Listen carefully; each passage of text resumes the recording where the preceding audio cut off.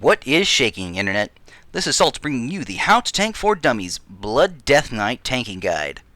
This guide is intended for people new to the tanking role and would start with the basics. If you're only interested in what has changed since Mists of Pandaria, feel free to click on the annotation above or the link in the description below to jump to the changes section near the end of the video. So to start with, Death Knight tanks are the cool tank. They don't hide behind shields or have to transform to be the unkillable rock in their group. They use two-handed weapons and mostly rely on a lot of self-healing to live through everything enemies throw at them, and generally bring some strong damage along with it. Death Knights rely on two sets of resource pools, the first being runic power, which builds up over the course of the fight, and the second being runes.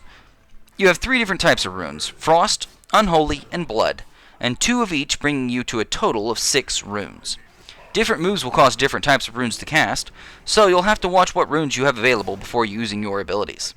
Depending on what you do, you'll also get death runes sometimes, which will overtake your other runes. These are just considered wild or joker runes, and can be used as any of the 3 different types. We'll discuss this rune management a bit later in the guide, but I wanted to give you a basic understanding before jumping in. Also, DKs have diseases they will place on targets for damage over time, which interact with several abilities, but again, we'll cover these shortly. So, before you go out and start laying the smackdown, let's cover step 1, setting up your character. First, you'll want to select your talents.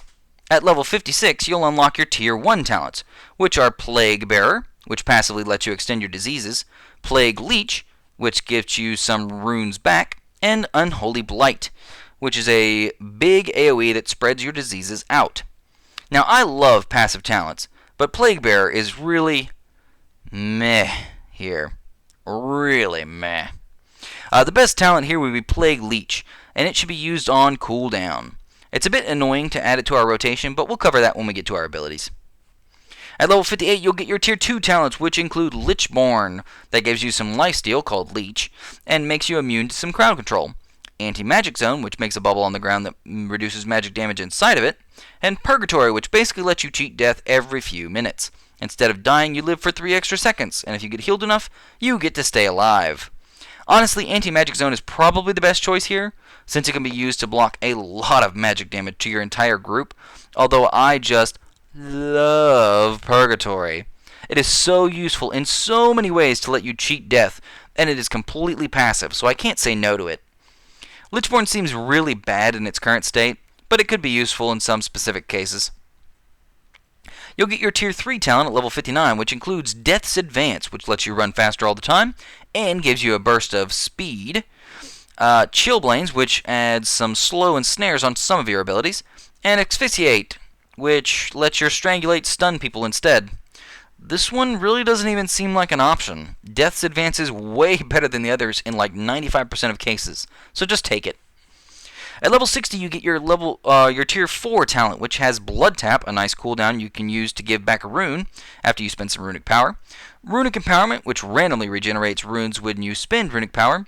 And Runic Corruption, which will increase your rune regeneration rate at random when you spend runic power. Although I love passive talents, the fact is that Runic Empowerment and Runic Corruption just don't do very much, and are incredibly random with like 1.5% rates. Blood Tap gives you an active that you can immediately use, multiple times if you actually charge it up, to get back runes and start laying into the enemy. Just take Blood Tap and treat it as a minor DPS increase cooldown, or potential mitigation with the mastery, but more on that in a bit. Now, when you hit level 75, you'll unlock Tier 5 talents, including Death Pact, which is a big self-heal, Death Siphon, which is a ranged attack that heals you, and Conversion, which is a toggled ability that will heal you while it's on and eat away at your runic power. Death Pact seems to be the best choice here by quite a bit for that giant self-heal for free. Well, at least it doesn't cost any resources. But I would keep an eye on Conversion. It eats a lot of runic power, but it can actually provide quite a lot of healing over the course of a fight. More than Death Pact, anyway. If you actually keep it on all the time. Still, Death Pact has a much more manageable press this to heal me button. Sadly, Death Siphon really just doesn't seem to be all that good anyway. At level 90, you'll unlock Tier 6 talents, which include Gorefiend's Grasp, which pulls all enemies onto your target within 20 yards. Remorseless Winter, which slows and eventually stuns enemies near you. And Desecrated Ground, which places a zone under you that makes you immune to a lot of crowd control. None of these really none of these talents really matter for tanking and kind of totally depend on the fight. But I like Gorfine's Grasp for piling up all the enemies together. That's always fun. Now, at level 100, you'll unlock your Tier 7 talent, which include Necrotic Plague, which is a replacement for your other diseases that gains stacks, Defile, which replaces your Death and Decay to create a growing pool, and Breath of Syndragosa, which deals cone damage in front of you, leeching your runic powers every second.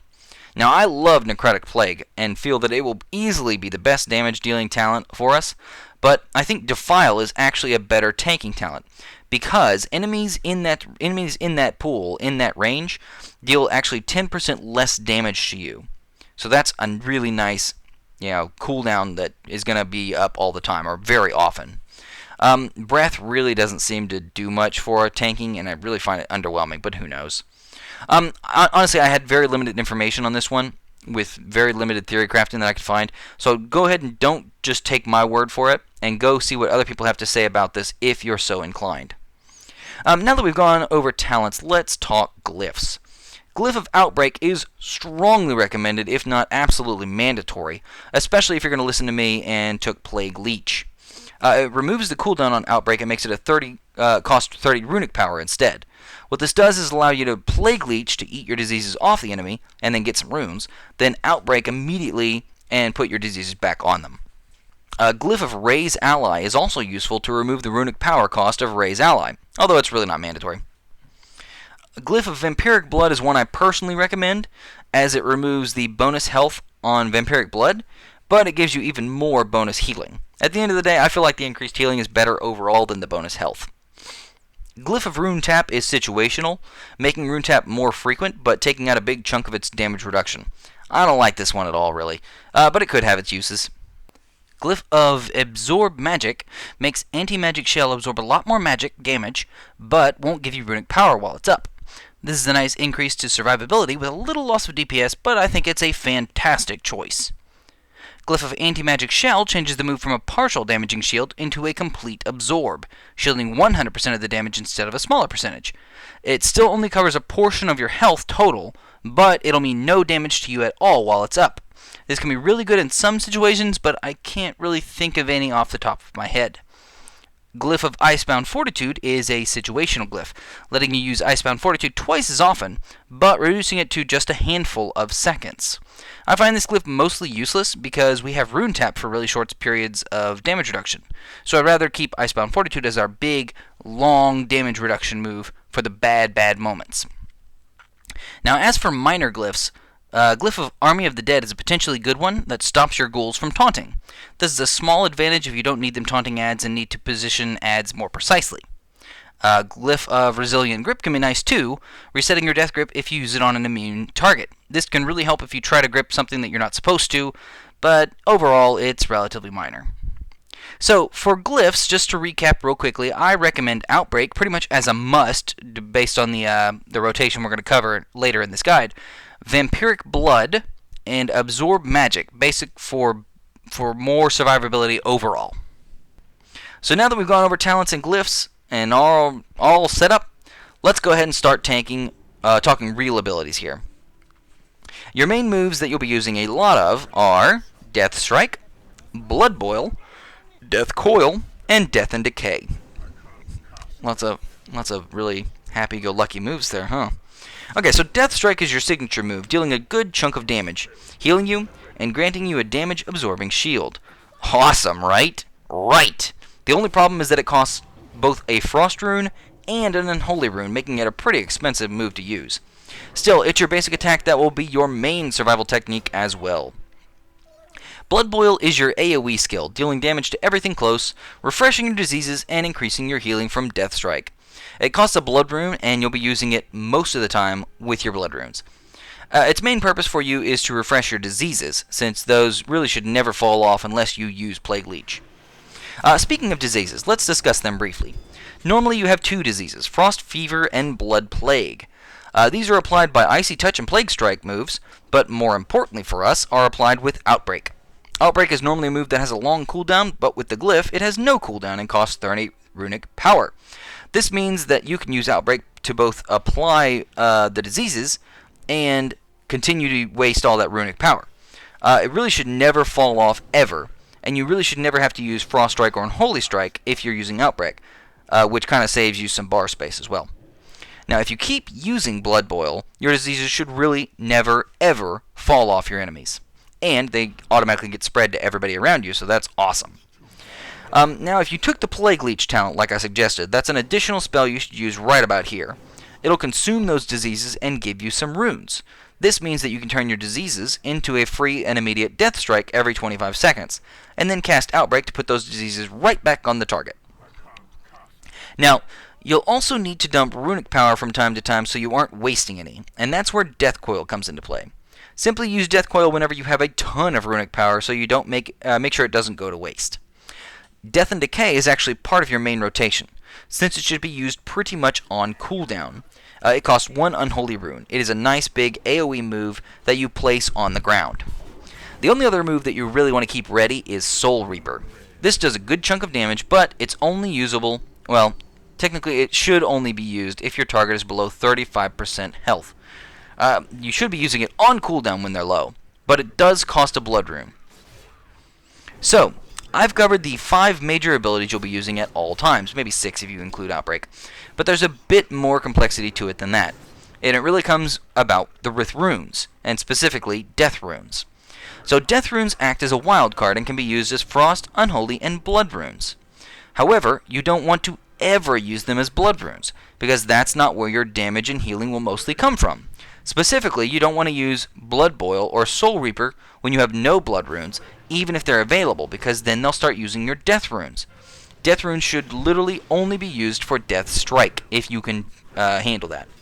If you have a Blood Rune and a Death Rune available, and you use Blood Boil or Soul Reaper, they will always consume the Blood Rune first. Now, Death Runes, like I said, should always be used for Death Strike because Death Strike is where your damage and your survival comes from. More Death Strikes will be more damage and more shields and more healing and will keep you alive longer.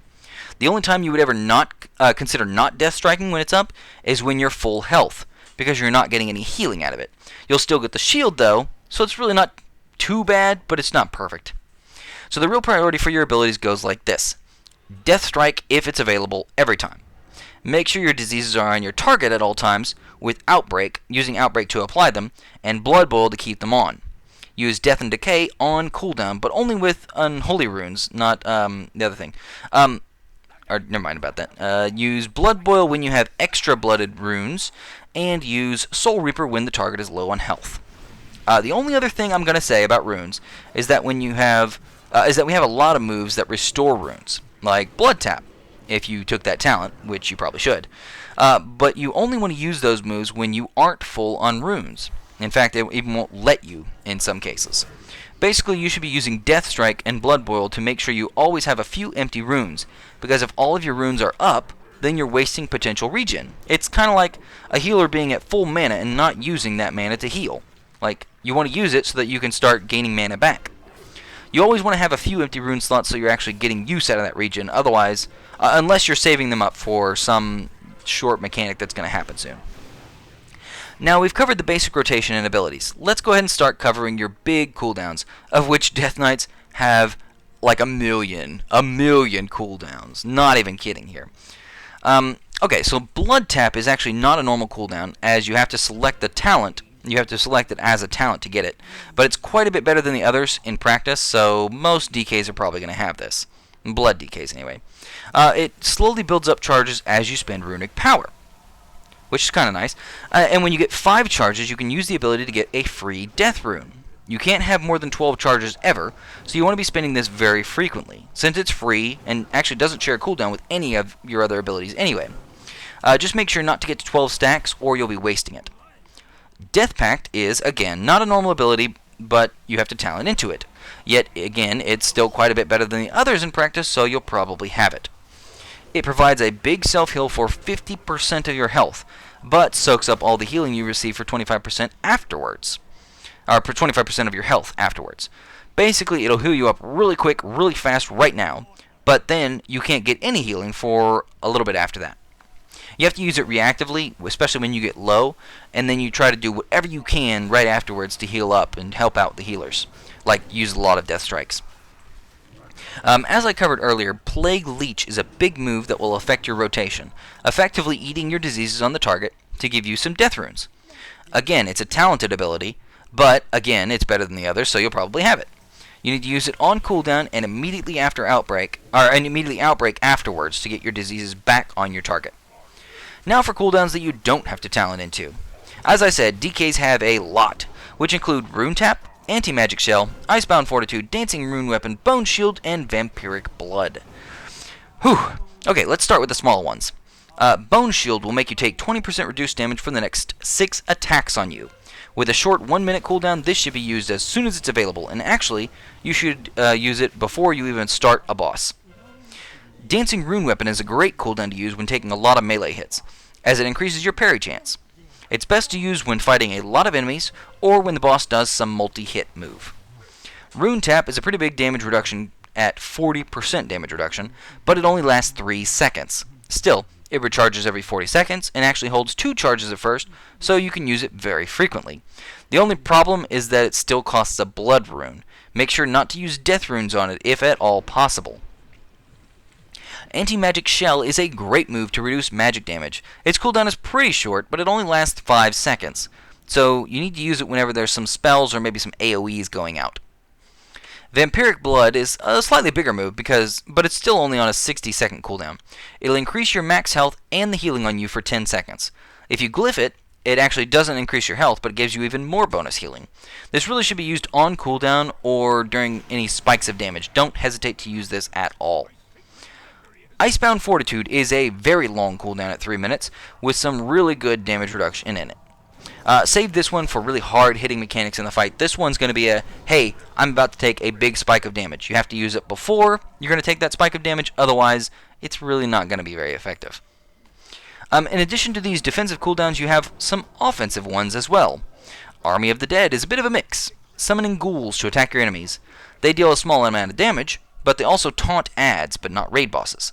This can help if there are lots of enemies that are hard to hit, or that hit hard, and really can just be used for bonus damage in general.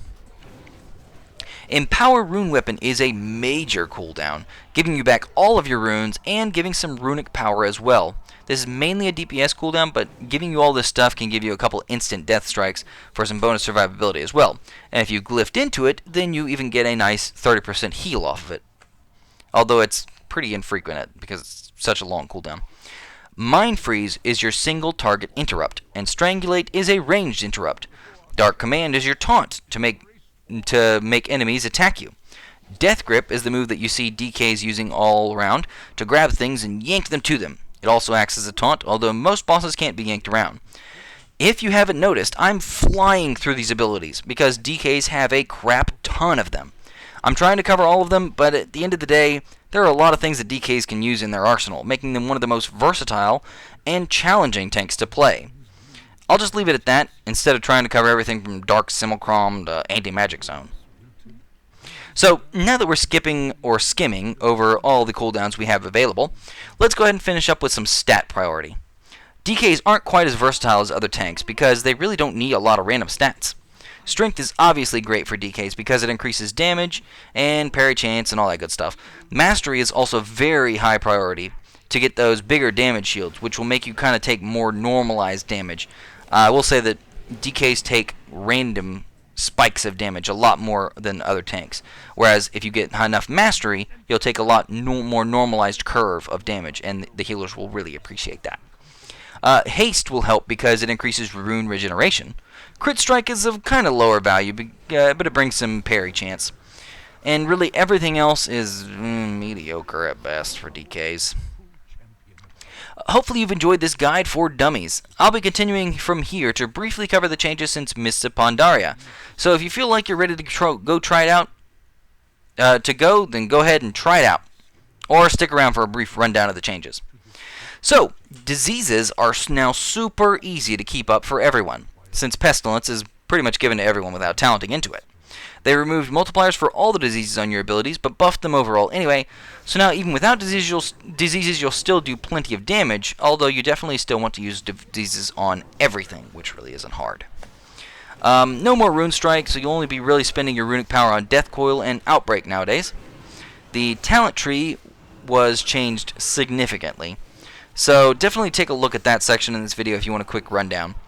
Most of the changes were in Runic Corruption, Runic Empowerment, Death Pact, bye-bye Ghoul Pet, Cheer, and Blood Tap.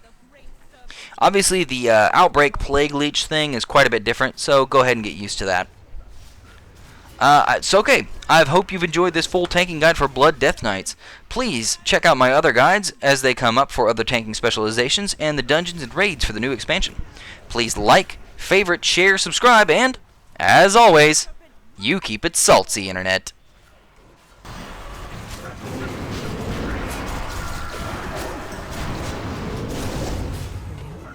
Priestess.